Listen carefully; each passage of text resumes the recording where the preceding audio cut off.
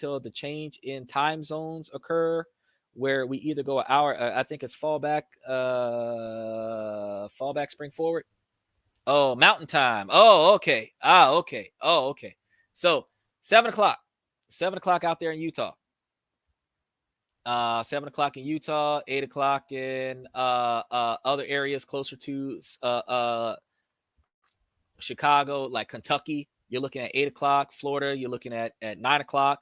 We originate out of Florida. California, you're looking at 5 o'clock. But we are 7 nights a week, and we're typically try to start on time, but sometimes we have a little bit of an issue because we have like 5 or 7 towers around us, cell phone towers, that are not functioning correctly in the state. So we are trying our best to get those corrected so that we can have better connection. Tonight, we had a really good connection because they rebooted the system and like 20 minutes before the show, and now everything's working the way it's supposed to work. So this is the first time in a long time where we haven't had a lot of lag and drop frames and audio problems.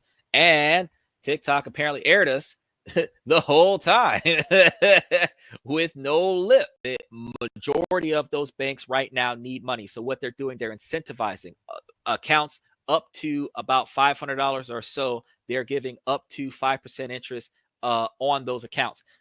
Some credit unions are doing up to 7.25%. There is no limit to the number of accounts that you can open. There is no limit to the number of banks that you can do business with. Every time you get $200, you could put it into an account, and that account could make a little under $10 a year of interest off of each one of those accounts. Why is that important?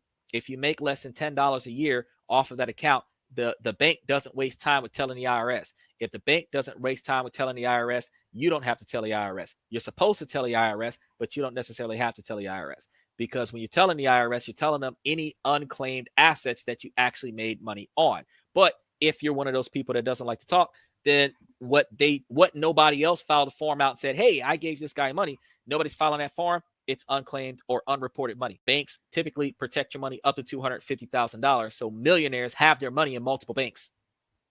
Millionaires don't have all of their money in one bank because only $250,000 of it is protected.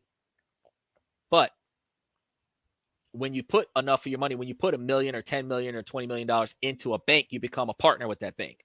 They do more helping you out with your money when a large quantity of your money is in their control and interest in Bitcoin, where you can then take that money and set it up into something that's going to give you a regular reoccurring payments.